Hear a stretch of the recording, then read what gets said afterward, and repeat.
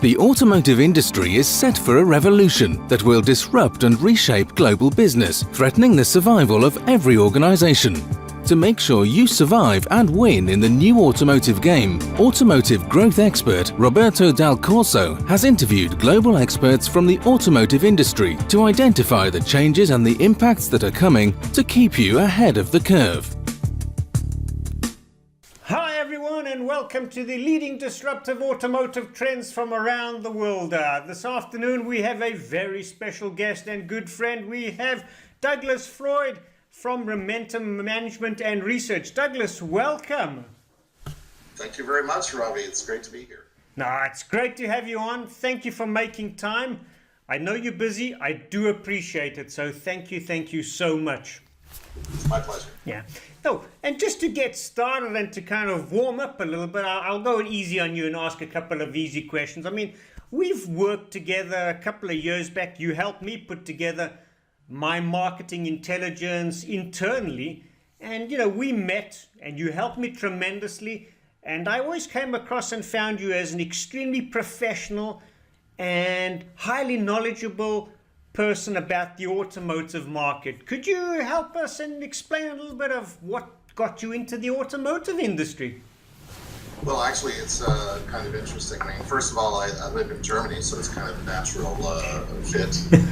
It's a very important industry. But actually, in the past, I've been in the high-tech industry, and which I'll maybe touch on later as well, because the two seem to be converging.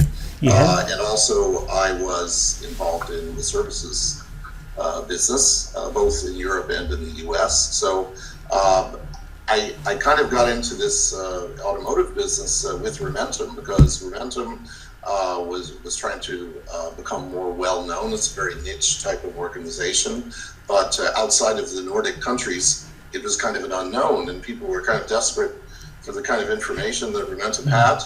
But if you don't know about it, then you don't even know. If you don't know what you don't know, then you won't know what to ask for. And it was a little bit like that, not just in the US for sure, but even in other parts of Europe. So it was necessary to kind of just let people know who we were and just get acquainted with each other. And I mean, it was the same with you, I think. And we just try to go step by step. We're not really big on the hyping and, we're the best and we're the biggest or whatever. We're actually not the biggest, but we're very focused on what we do, and I kind of like that. That very don't try to cover the earth, so to speak. Yeah. But we focus on a very specific area, but provide useful information. And I think the other thing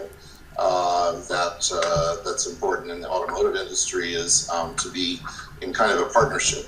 Your customers, because it's a very dynamic environment, and you talked about market intelligence, things can change in an instant, and everything can be fine and nice and stable until it's not stable, and then all of a sudden the phone is ringing, and of course it might be one customer specific situation or maybe many. But I think the idea of being able to respond really to kind of just clear the air rather than have people in kind of a panic situation. I think that's something that I really enjoy about the work, because it's not something that's just totally predictable and sort of on a steady state mode. And specifically the truck business, which is, as you know, a much less stable business compared to let's say the car business. So I like that too, because sometimes life gets a little boring if everything's predictable for the next 3 years. It's true, and I mean, I don't think that the automotive industry is anything but boring at this moment in time, because the way I see it, we're standing on the verge or going down the biggest revolution that the automotive industry has seen, which is totally changing day by day.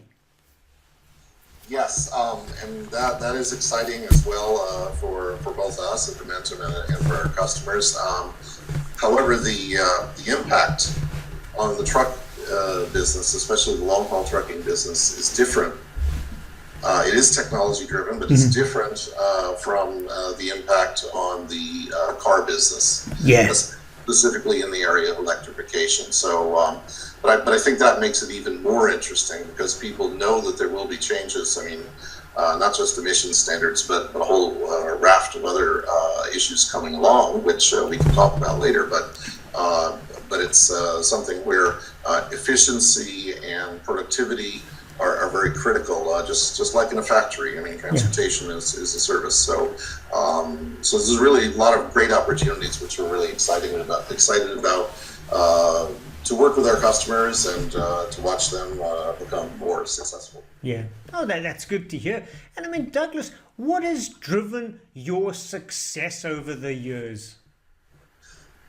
Well, I don't know. You'd have to ask my customers, but I think it's more of a personal approach, and every customer is different. They're not just human beings, but every organization is different. Every organization has its own culture and its own style of working and its own priorities. And I've worked nearly half my career in the U.S. and the rest of my career in Europe, in Switzerland and Germany. And in Europe, I think it's around 40 countries I've been working in, and now we're getting going with some preliminary research in Asia, with the trucking business there. So I think everywhere it's the same. You need to have an open mind and try to avoid, on the one hand, watch the data and don't just be overwhelmed by grand pronouncements from supposed experts, but rather, look for transparency and see that there's a solid foundation. But at the same time, be very open-minded to new ideas and new approaches. Yeah. I have to say that one of the keys to success is learning from your customers. They can tell you really a lot about what they need and so forth. This past year, for example, the growing importance of Turkey and Russia as markets for the trucks. Yeah. That was something that we had mentioned from time to time in passing, but they'd been kind of lumped in with the others. And then all of a sudden our customers are saying, yeah, well, actually we need to know more about Turkey and Russia. Well, okay. To us it was obvious because we've been doing it for years. But at the same time, it isn't necessarily obvious because those two countries contributed greatly to the growth of the overall market, even though they're not a huge percentage of the market. They can drive up the numbers, and then people get confused about let's say the core markets versus these two, let's say, emerging or Eastern markets. So it's quite interesting, and then we were able to change the focus onto those areas, which people appreciated, I think. Yeah. No. So just to summarize that, you have built it on relationships. You have learned. You've done extremely well in adapting, innovating, and changing to customers' needs and demands. And that's what certainly helped you grow and certainly helped you be successful. You must have, and you mentioned it earlier, you must have seen some amazing changes in the automotive industry. And I know you mentioned, passenger car is different to truck. What are the mega trends that you see that are similar or different between the two? Okay, I guess let's start with similar, since you asked similar first. I think both areas are developing more into a service model. Previously, it was a capital investment, and then there had to be a return on the investment, and then services were kind of were added on to the capital investment to keep the asset in running condition. Yeah. And then there was financing and how that all works together. I think financing was maybe the first step, both on both sides. So I think there is some commonality both in the financing and the services side. However, the difference really is that a passenger vehicle is in some ways a convenience type of thing, where it's owned by individuals, also by companies, of course, with their fleets and company cars. But it's for personal transportation, whereas the moving of goods across the highways, that's really part of the supply chain for industrial production and for the entire economy. And especially in Europe, with the growing dominance of road transport compared to rail and other modes, that it's critical that this infrastructure is handled in the right way, and because of the different cost components, which we can talk about later, it's also subject to forms of shocks or instability, which really don't affect the car business. So I would say that's really the biggest difference. And the whole reason for purchasing a new truck is to make an investment where you get a return on investments. Yes. So whereas with a car, okay, you could argue for commuting, and then that's kind of a return on investment. But I think the connection between investment and return is maybe not nearly as direct. Yeah. As with cars. Absolutely, and I think what you mentioned there on the car side, because of the utilization, where I don't know, statistically 95% of the time your personal car is sitting around waiting for you, not being utilized. I think that's also potentially one of the main drivers in terms of the whole car sharing that's coming about, driven by non-traditional automotive companies. Right, absolutely, and I appreciate that, and I think the freight business is also going in that direction. Just last week on a meeting on Friday with a customer, there was discussion about the so-called Uberization of the trucking business, and there with freight forwarding and things like that, that's clearly, especially in places like the Benelux countries, a very big part of the business, where you have trailers and containers belonging to certain parties. Yes. And then basically the truckers bid on that transport route. So there's that, and there's thousands. It's almost like perfect competition. On the other hand, you then have the growing importance of truck fleets, which historically have not been nearly as large as they have been in the U.S. And then in the financial crisis, the ones that were there, many of them were wiped out. So that's a little bit of a tricky model, because if your fleet gets too big, then it's about capacity utilization, sort of like an airline. But at the same time, then if you look at the full service model and the holistic cost of ownership, fleets can have economies of scale in terms of financing and maintenance, and even in terms of handling drivers and so forth, because after all, without personnel, it's hard to get a truck to move. Although there could be autonomous ones in the future, we know that. So there's, there are a lot of different things there. I will say that also a very important difference between trucks and cars is also, we've seen, for example, Volkswagen be very successful with passenger cars and having common components and a very synergistic sharing of parts, going way back to the 80s, with Audi and VW and so forth. So, and then, incorporating Skoda and these other brands. This has been very successful and very profitable for VW. However, the idea of the heavy trucks, being also able to go on a global platform. Our founder, Momentum's founder, Carl Holmquist, spoke 2 years ago about that it's really not working.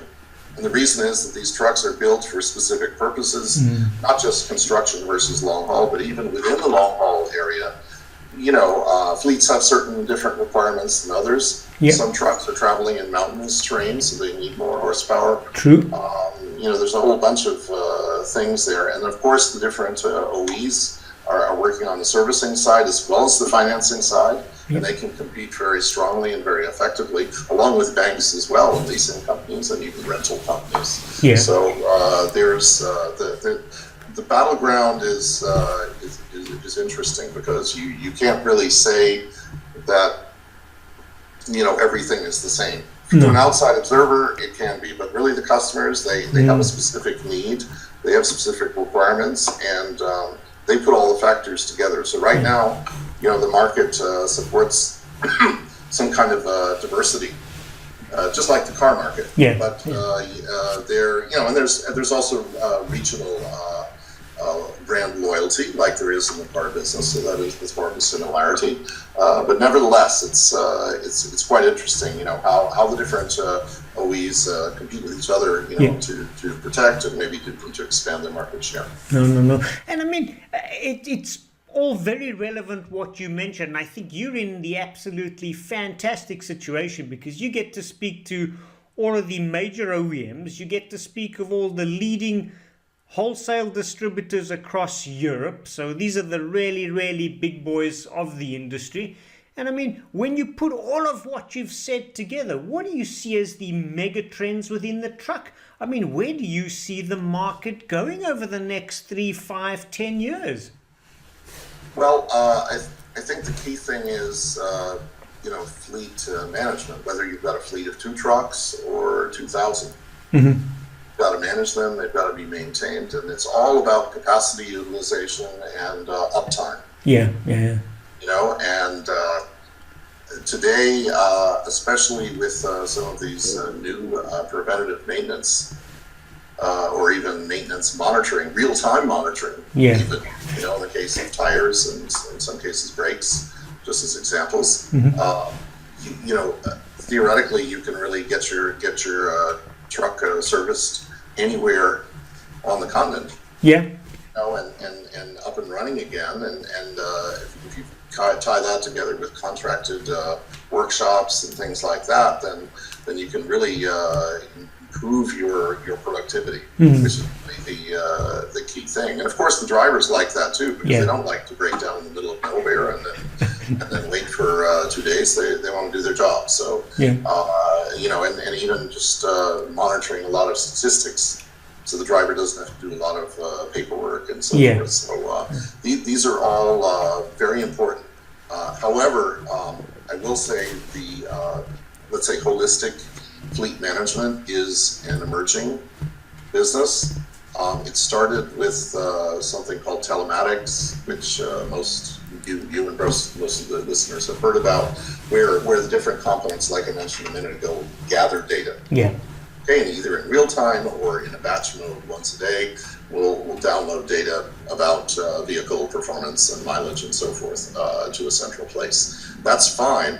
However, the problem has been, of course, what if you have a fleet with trucks from different OEs, a mixed fleet? And by the way, even if they're the same nameplate or brand, they might have different tires or different brakes. Yeah. I mean, just because that's the way it is.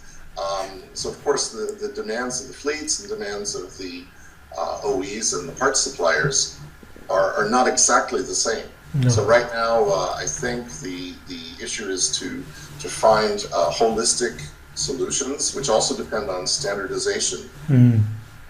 You can't just have a perfect system that works only on one brand of truck. Yeah. It may be perfect for that. The minute you get one truck outside that brand, and of course, customers don't want to be locked in. It's like the airplane business. Well, you want to have the option to bring in the other one. That's an ongoing situation. But from what we understand, like in other areas of technology, and I guess that's sort of my technology background. Before the time of standardization, before the PC basically emerged, and then later, Android and iOS and so forth, you just had every manufacturer had its own operating system and its own way of computing, and the software from one would never run on the other. So it would run great, but then over time you had no choice but to keep buying the hardware from one supplier. And I think in today's very competitive world, most people don't want that. No. They want to have the flexibility to mix and match and to respond to their own customers' needs, because we can't forget that the transport companies themselves have customers. The end customer is really their customer, not them. So the more we can help them to be successful, the more we can all do well. And I think the suppliers and so forth understand that. You also mentioned a minute ago distribution, and of course distribution is very good for parts availability out there. And I worked in distribution, not in the automotive business, but in other businesses, and it was very important, especially in the bad old days when we didn't have the European Union with the open borders. I mean, the distributors fulfilled a very important role of just getting the parts through customs in a timely fashion, and handling returns back through customs as well. True. So that was a very important function, and it's not that they don't play an important role now. However, all of the OEs and suppliers that I've talked to, their biggest goal, and because of competition really, is to get close to their customers. So at least to the transport companies, and even to understand, the customers of the transport companies. And that's something that's hard to do. However, getting back to this telematics, and if they can have fleet management systems which have a lot of data and so forth, they can monitor the performance of their own products and make them better. So that's what they can do, which is also in interest of their customers. Their customers, of course, want to have more uptime, so they want to have good monitoring and integrating with service providers and suppliers, so that that when the truck is broken here, you can find the nearest parts and get them there and get it into a workshop or whatever you need to do. With GPS today, the chances of doing that are much higher, but it's still evolving. People have their own agendas, but I think the pressure of the market will force that standardization. Who the winners and losers are, we don't know yet. I think it's kind of exciting. And, I was at a conference in London a couple of weeks ago, investor conference, and, we were talking, on the sidelines of that about, in this whole service provider and telematics field, who are the key players? And of course, it's the OEs and the parts suppliers on the one hand, and their customers, including workshops. But it's also IT-based companies. These are companies coming from a totally different industry. I mean, I worked in that industry. They know relatively little about the automotive business, but they certainly know how to manage data and information and to build applications which can be really valuable. So today, I think the discussion is, okay, who's in charge of sort of the vision and the direction of things. But I think strong IT competence is important. And the question is whether an individual OE or supplier will have the critical mass and the ability to develop such a strong capability purely in-house, or whether they'll need to go to the market. And I think the answer is, at the beginning, it'll be independent companies that are the most innovative, that also have some capital behind them. And then the winners will maybe be acquired or form an even larger, could merge with each other and get into the service provider business, almost like a service utility. But that's several years out. I think the road from here to there is very similar to the roads to electrification or to autonomous driving. I mean, we've seen in recent weeks, in the U.S. with some of these regrettable accidents and so forth. But people keep going back, let's say, to the early days of aviation and so forth. That there's no progress without cost. So I think everybody is working very hard on many continents for that. And, with buses, for example, I mean, the Chinese are leading the way on electrified buses. Here in Europe, as you know, I mean, there's a lot of problems with nitrogen oxide emissions, especially here in Germany. But we're not there yet with electrified buses. For a number of reasons. So, fine. But I think the pressure is there. So I think the key thing is islands of innovation, which then, some of them will catch fire. And then the market forces are demanding solutions. So I think that will support them. And I mean, what you described is a very changing and fast-changing market. How prepared are you to navigate the disruptive trends that are set to hit your business? Will you survive and win in the coming years? To understand your level of risk exposure and to help you avoid becoming a statistic of failure, take the free risk assessment here, www.dalcorsogroup.com, which will identify the gaps and how to navigate the risks. By taking the risk assessment, you get a chance to win a free 30-minute strategy session with Automotive Growth Expert Roberto Dal Corso. Roberto can help you identify an amount equivalent to 7% of your total annual sales that you are leaving on the table each year. To survive and win, take action now and visit www.dalcorsogroup.com. And all of it is definitely going to make, the fleets and the users, it's all advantage for them, if I can put it that way. And some of the difficulties are come through from the OE side and then from the aftermarket side, because a lot of what you described, if you're an OE, you're probably sitting in a prime position or a pole position because you are the OE manufacturer, you can drive the technology, you have the resource and the investment to invest, where maybe if you're an independent distributor, you might feel a little bit threatened by the OEs being aggressive in the marketplace. Yes, of course, because obviously with full service leasing, that's all built in, and it's like a closed environment.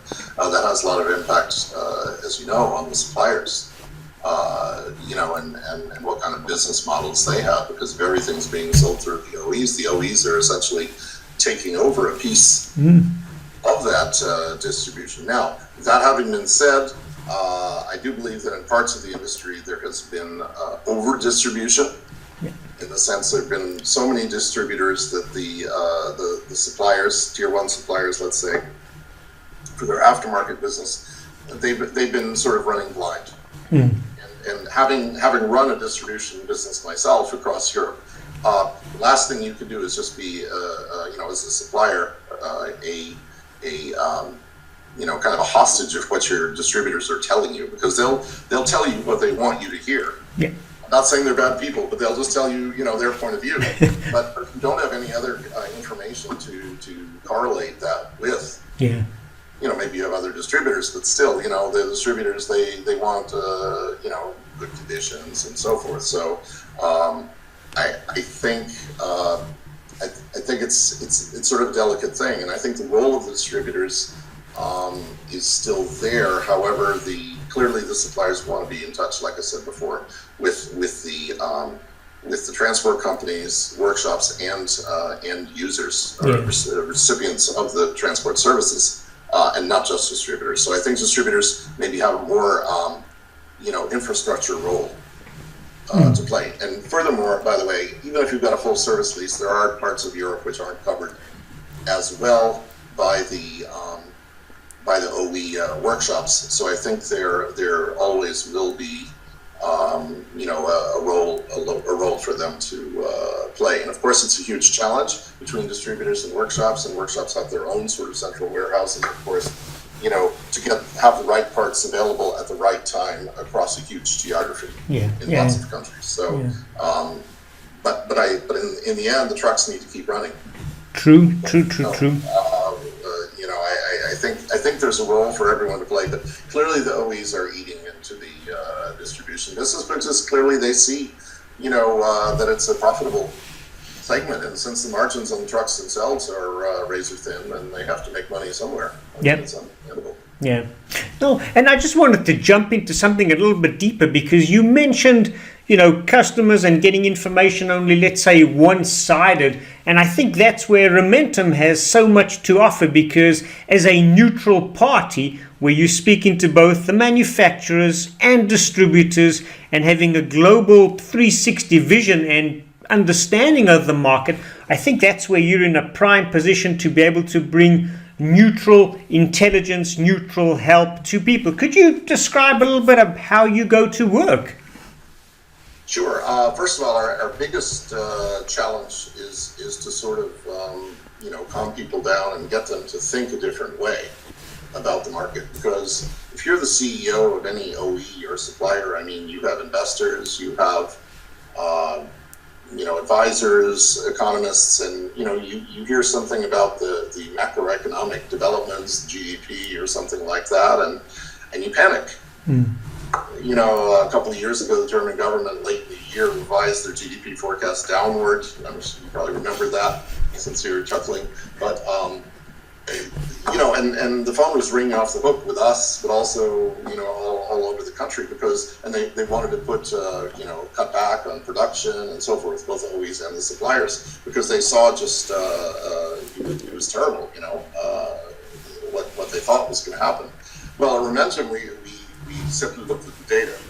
And said, well, okay, there's freight volumes and replacement demand. There's a lot of other factors, including credit and capacity utilization and all the rest. But we basically said, based on the factors that we see, and the numbers that we monitor on a monthly or even a weekly basis in many cases, diesel consumption, for example, we said it can't go down like you thought it would.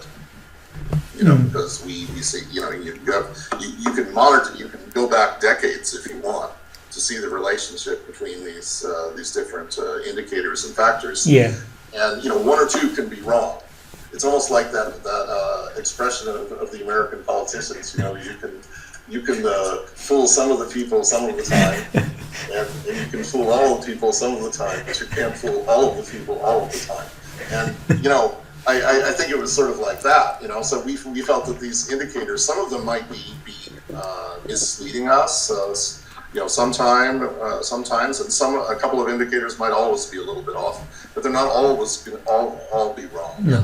And if you look at the fleet as just as a group of vehicles, and you look at how many goods need to be transported, and what goods as well. Now, clearly segments like construction are volatile, and they can go down in a hurry. Yeah.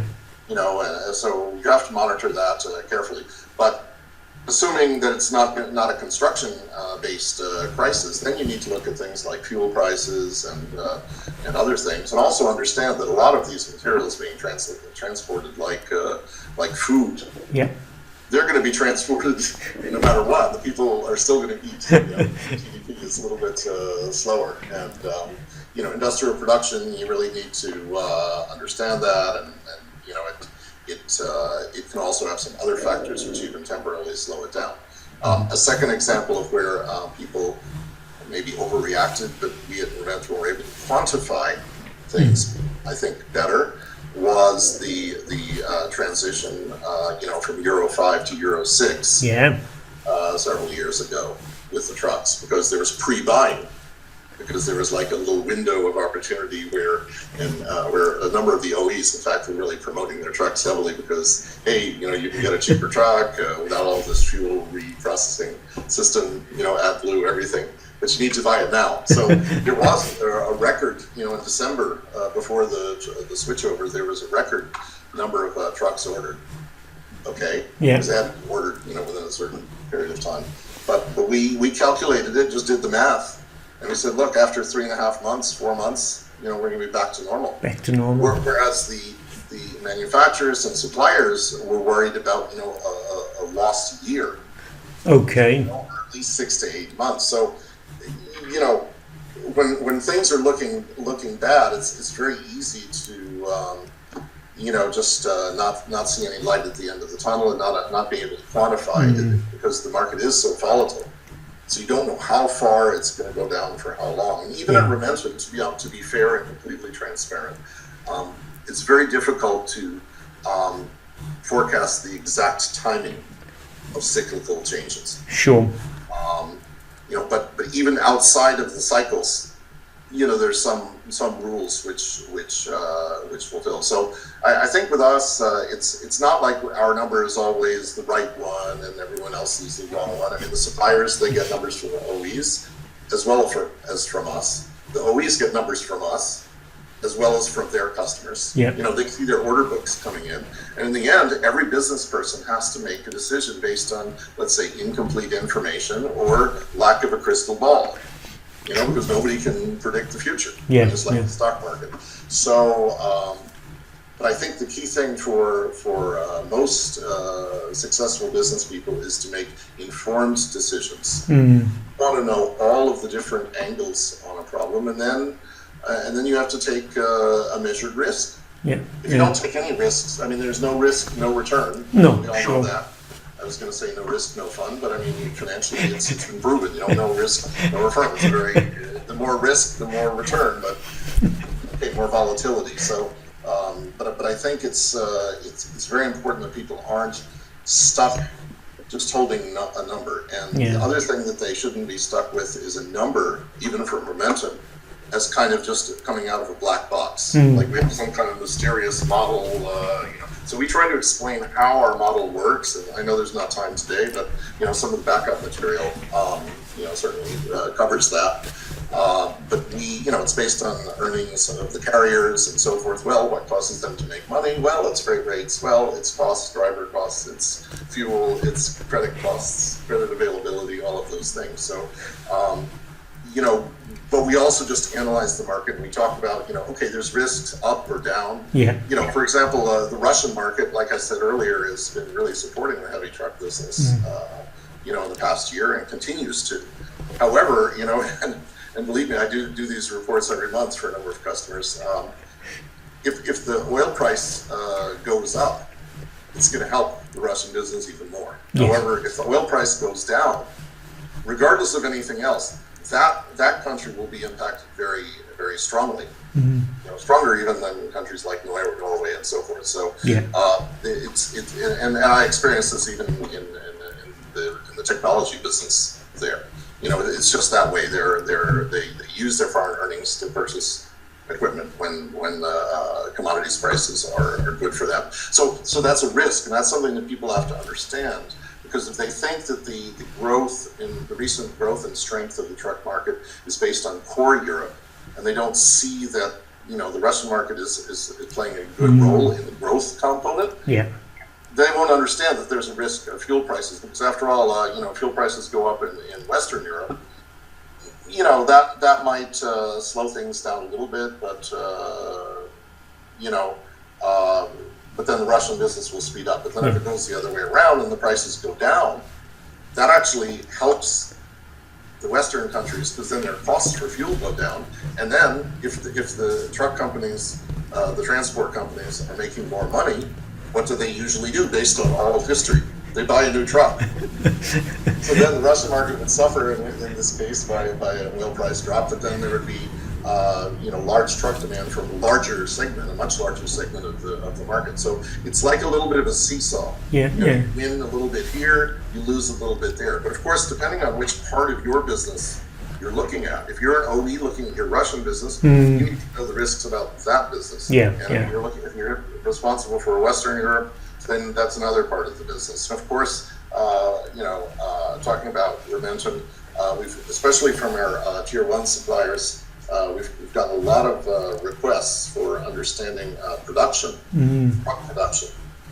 Because it's fine to talk about the overall demand of the market, to make that link with production by brand.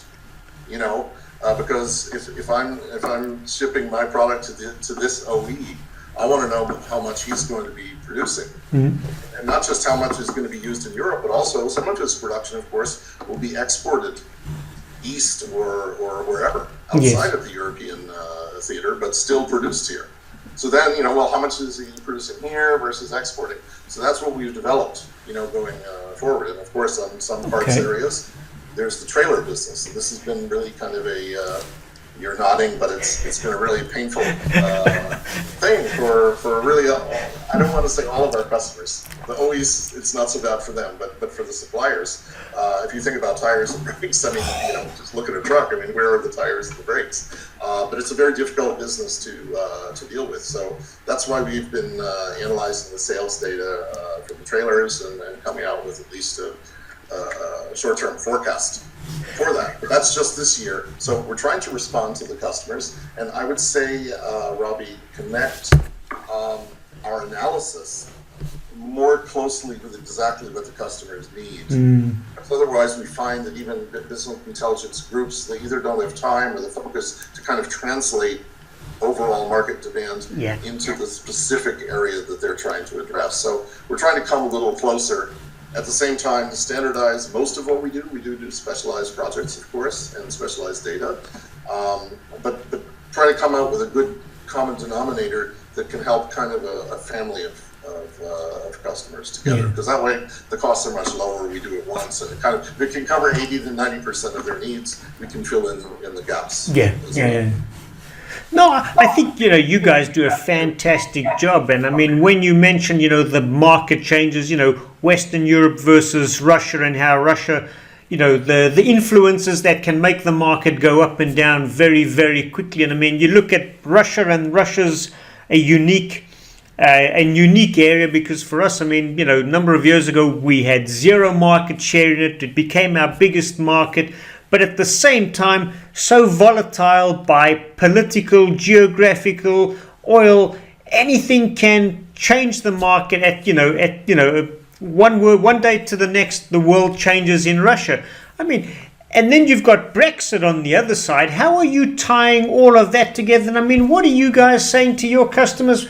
What does the automotive market look like over the next 3 or 5 years? Is it healthy? Should people be moving into the market, or is it something to be a little bit wary of and, think more about where you're investing your money at the moment? Well, on the one hand, we're not, stock analysts. I mean, Carl Holmquist used to be in that role, but we're independent here, and we don't therefore make specific recommendations, for purchasing stock. Certainly, areas, however, to be serious, like consolidation within industries, whether it's suppliers or OEs, that's certainly an area that needs to be monitored very closely. And some of these recent, again, back in London a few weeks ago, I mean, it was, the greatest chatter was about Chinese investors coming, and Geely, taking major positions in both Daimler and Volvo trucks. In addition to owning all of Volvo cars, of course. So, and what's their strategy? And then some of these various, partial spin-off rumors coming, for other OEs. So, there's, I think, one of the issues is what is the valuation, for the truck OEs. It's a tricky business. We already talked about a number of those reasons why it's tricky, but then how to value that investment. And I think having, in the case of several of the OEs, having them together with big car, they're sort of like a strap-on, let's say, to the main car business, and it gets kind of buried, so you can't really see what the value is of those. Although, okay, it's more or less visible and so forth, and Packer with DAF trucks. Although then you have the North American versus the European business even there. So I think there's a desire among investors and among producers to develop a better valuation. Okay. This business, which of course then in turn allows for more access to capital. So otherwise, if you're part of a conglomerate, it's a question of internal investment priorities. And as we know, in the car business, if you're tethered together with a car company, it's very public that the investment in electrification in cars is a huge investment. So then the question is, okay, how much is going to be left over for truck investment? I'm not saying there won't be enough. I'm just saying it's a question that maybe can be asked. No, it's a good question, because I mean, inevitably, the volumes are in passenger car, and that's where the majority of the investment goes. And kind of in a lot of aspects, not being negative, but it's almost an afterthought of what happens in the truck. And generally, the truck is anything between 5 and 8 years behind the passenger car industry in terms of technology, in terms of where the market is going and how things are changing and being adapted. There are issues about components, and there are some components that are common between trucks and and cars. But let's take tires as an example. Okay. Car tires, they're huge runs, okay? On the one hand, the market's less volatile, up and down. But on the other hand, because of these huge runs and economies of scale, you need at least a 3-month lead time. Several tire OEs have confirmed this with us, so that's a big lead time. However, if you're in the truck business, these are bigger tires, but lower volumes. And I don't want to say it's build to order, but it's possible to throttle the production up and down more effectively in the commercial tire business. Okay. So that is good, because that's the way the business is. Because even Roberto doesn't have a crystal ball, unfortunately, and you can have a slow or a fast quarter. And of course, then there's a huge question, not just for tires, but for really anyone. How is that truck being used? Yeah. Because if it's mostly long haul, obviously the trucks, the brakes, you use less brakes unless you're going through the Alps a lot. Sure. Let's say you're not. But then tires also, then maybe the issue of fuel efficiency is more important than price. Yeah. You're willing to pay more. And we all know that the major tire OEs are very advanced, in their engineering, so they can really save you a lot of fuel if you're in long haul. We know how many kilometers the average long haul truck does in a year. Right? It's a lot. But then that changes the product mix and so forth, and then there's the whole OE business versus the aftermarket, which we talked about before. Yeah. And what's the mix between those, and then where are they getting from? Because the other issue about the distribution, getting back to that, is once the trucks come off lease, they've still got several years of useful life, before they're maybe retired or exported to other regions. And then the independent workshops, I think, may still have a role to play. Okay. I think we'll try to keep them on, but once they're out of this lease, Yeah. gives them a lot of other advantages. It might not necessarily be enough to keep them there. And of course, a number of products are even interchangeable. Sure. And what's the deal with that? Do I want to always have the same parts, or do I just want to? Sometimes these service leases are not as flexible. Whereas, depending on your own business condition, freight rates are not good. You may want to substitute parts. Yeah. To keep your head above water. So, absolutely.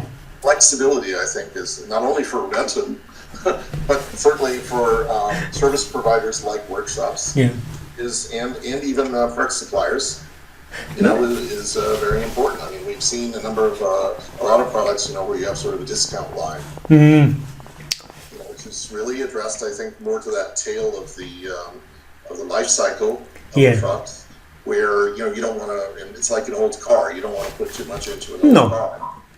Because what is the whole thing worth? But you want to keep it on the road. Yeah. It's the same with trucks, and also, some of these long haul trucks, which are less reliable and older, they can still be certain configurations can be moved into construction. And waste haulage. Yes. So forth, and even if they don't have a traction configuration with the axles, construction waste, as long as it's not very heavy, it'll work. They can carry that around. Yeah. And it's interesting because you mentioned as vehicles get older and potentially price point products, but again in pricing, and that also leads to one of the trends that's going on at the moment is because of the digitalization. So price transparency suddenly becomes a whole nother huge issue, because I remember coming to Europe and every country had its own price list, and every country had its own currency. Today with the euro, a lot of that's gone away.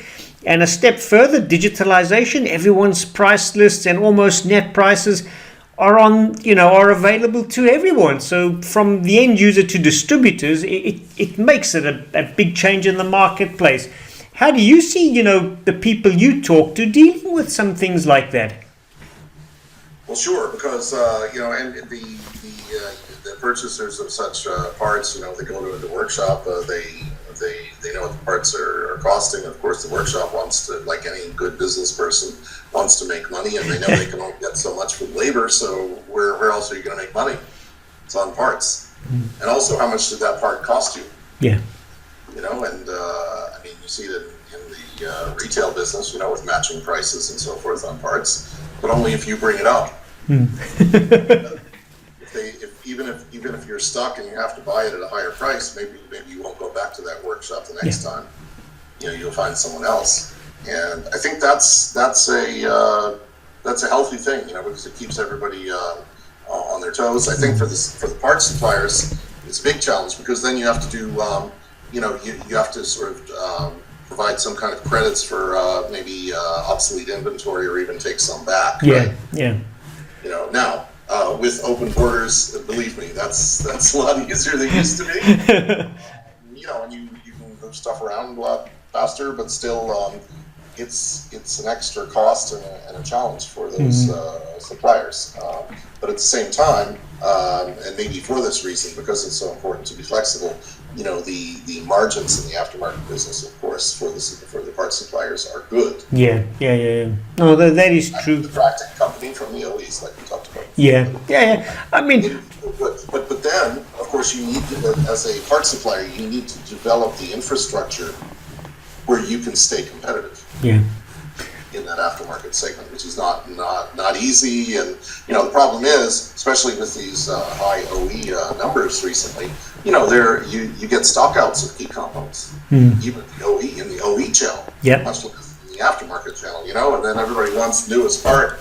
Well, it's not there. Well, okay, what are you going to do? You want a truck or not? And then there's substitution and all the rest. And, but on the other hand, if the suppliers build too many parts, then they're really sitting on something, and they have to write down that inventory. So, I think that's just the story of everyone's life here. Yeah. But it's a very competitive business, and it's not easy. Certainly, information systems are critical, because otherwise, you can do parts analysis. I'm sure in your career you've had plenty of lab reports, from your colleagues, how long this part is going to hold up and so forth. But it's really important how long it holds up in the real world, and that's not the whole story, because it's when will the part be replaced? Yeah. And it's not always after the part is broken. It could be part of as part of a kit, or routine maintenance. We've done studies where these international fleets that are based, let's say, in Eastern Europe. We suspected maybe that they do some maintenance on the road in other countries, but we found through surveys and other work that they tend to do their service at home base. What does that mean? If they're driving from Germany down to Spain, regularly. Yeah. Maybe they'll replace those parts a little earlier than they really have to avoid being stuck out there, with old parts, and also just to have to be driving back to home base and losing income. Yeah. No, most definitely. I mean, it's interesting that you mentioned the Polish fleets and what they've been doing, because one of our other speakers mentioned the identical thing of what he's seen, that a lot of the Polish fleets, operating out of Eastern Europe, but running them in Western Europe, and very much so are doing exactly that, or doing all their maintenance at base, or as much of it as possible at base.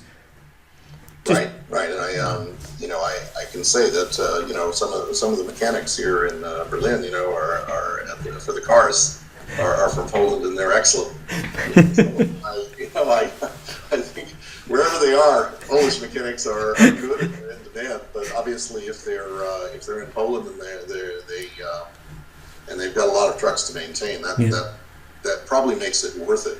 To bring the trucks back there. But nonetheless, what I'm saying is, once you bring them back there, swap out that entire part set. Yeah.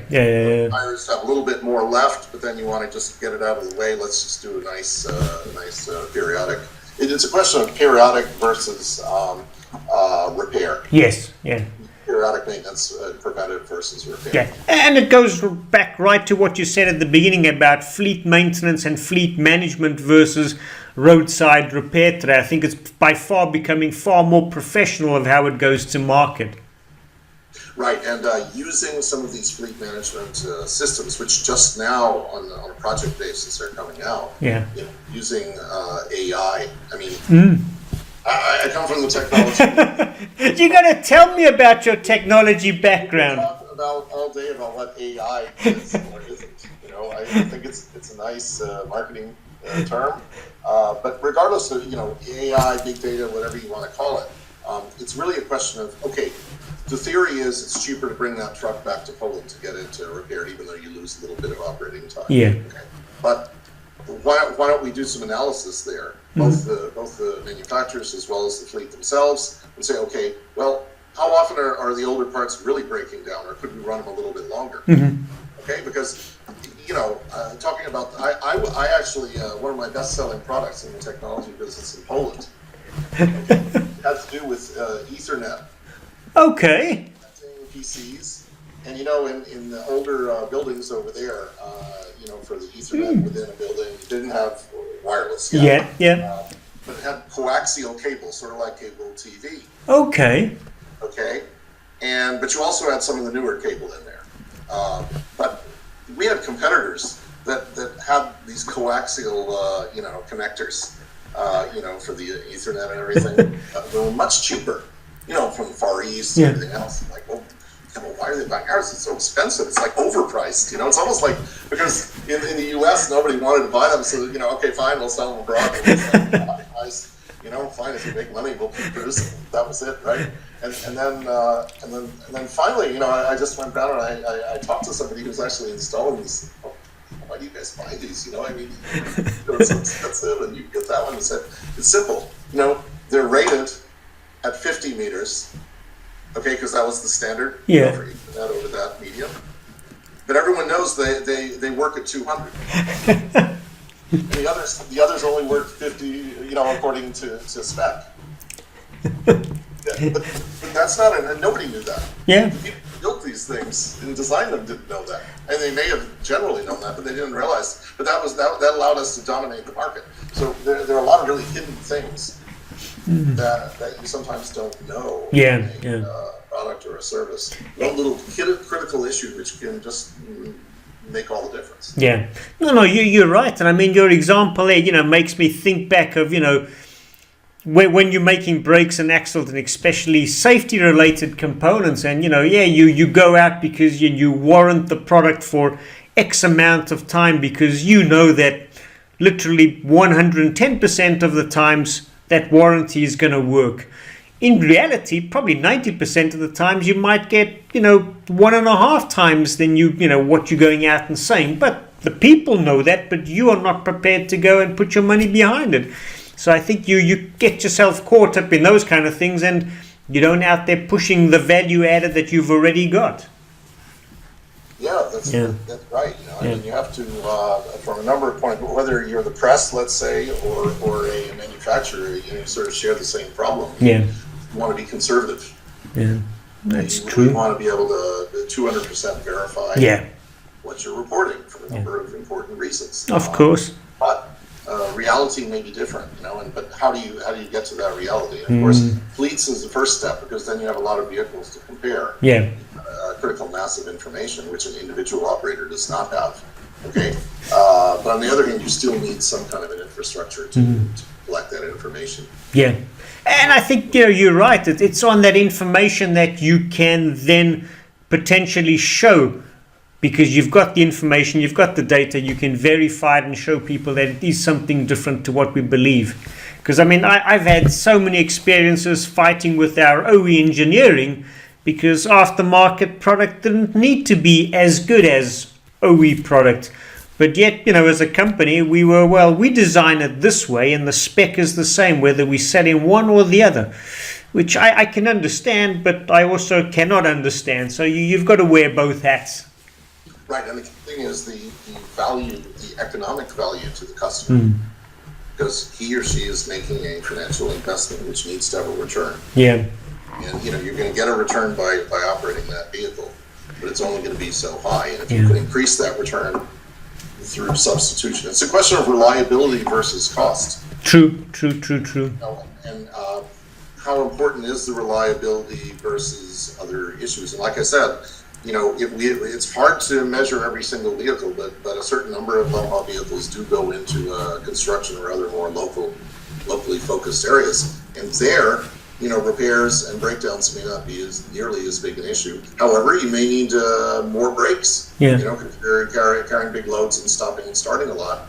But then you need different kinds of tires. Maybe you're going over unpaved roads. A lot of factors go into that, and it's very hard, I think, for a let's say a mass supplier to customize that. But they still want to know more than they do through distribution. Distribution is just a very small window. Small window. Without dimensions. Yeah, no, it's very true. No, Douglas, I can only thank you. I know we're running out of time, and I don't want to take up more of your time. Tell us about some of your other passions outside of automotive. I know you mentioned IT. What other passions do you have, and how did IT come about? Because I mean, that's your original background, if I'm not mistaken.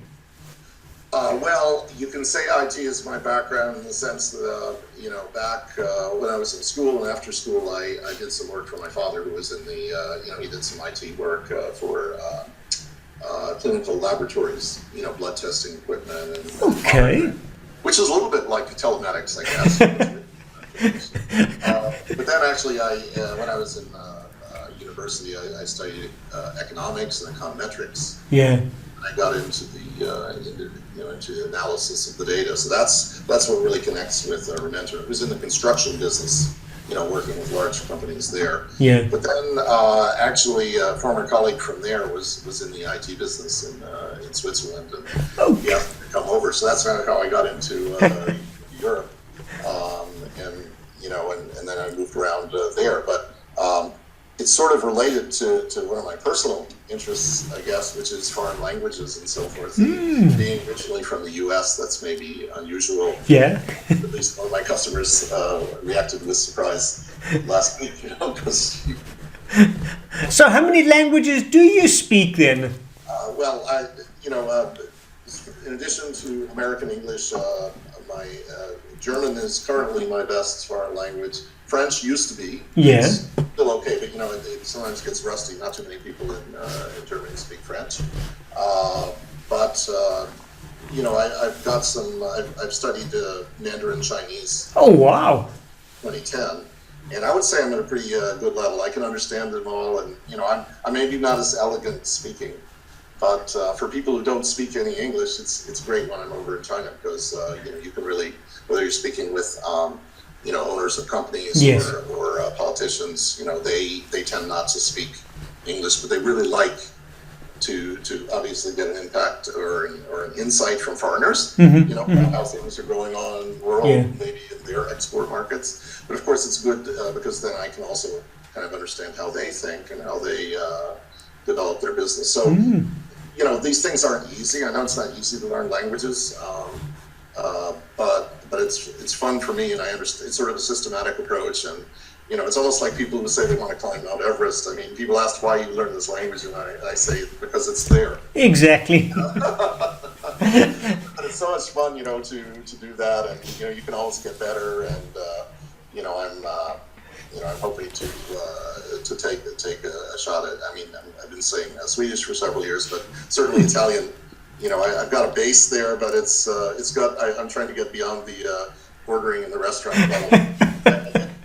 My car did have some problems down in Italy a few years ago. Yeah. And it was a difficult situation, and non-English speaking mechanic. So that helped a lot.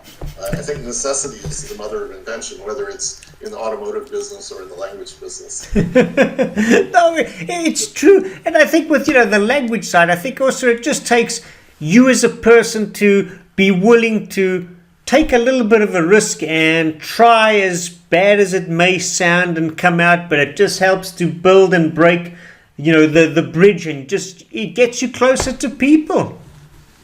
It really does. Although I will say with Chinese, the problem is you learn so many languages, and you think, I've learned so many of them. What's another one? It's just another stop on the road. But there, the pronunciation, at least for me, and I think for most Westerners, is very hard because it's a tone-based language, and to have people speaking with each other in front of my face, where usually embarrassing people is avoided, just saying he has a terrible accent, I can't understand a word he says. That made me so angry that I had to go back and really work hard on my accent, because I just was so angry. Okay. It accomplished something very good for me, although at the time it was extremely upsetting. Because it was after months and months of hard work. I take my hat off to you. I've never tried Chinese. I don't know anything even similar to it. I'm very Latin based. I'm Germanic based, but no Chinese, I'm afraid, for me, not yet. But at least you are preparing for the future of what might eventually come. I think Chinese is becoming, a more important business language as we move forward.